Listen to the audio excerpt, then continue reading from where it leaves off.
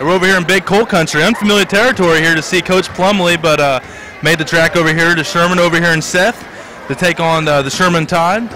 Well, Coach, what are you expecting out of Sherman Tide tonight? You know, a different school, not in the MSAC, so something a little different action for you from what you've seen the past few weeks. So again, what are we expecting out of the Sherman Tide tonight? Well, our kids are still familiar with this school and some of these kids because middle school in the same conference there for many years. But the coaches, we're glad to be back up here. This is familiar territory for a lot of the older guys that's used to the old single-A and double-A days. But we have a lot of friends up here, and I have a couple close friends up here, work here, and I'm looking forward to it. I'm glad to be back here. And I think Sherman's starting to hit their stride a little bit, playing a little better.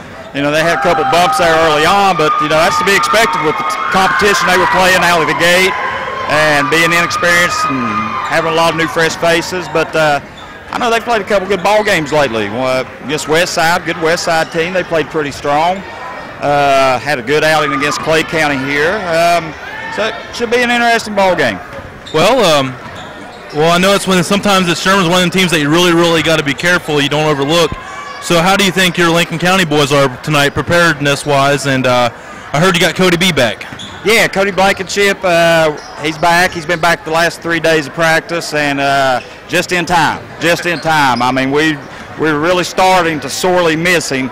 You know, first couple ball games, first week or so of practice, things were still kind of clicking along.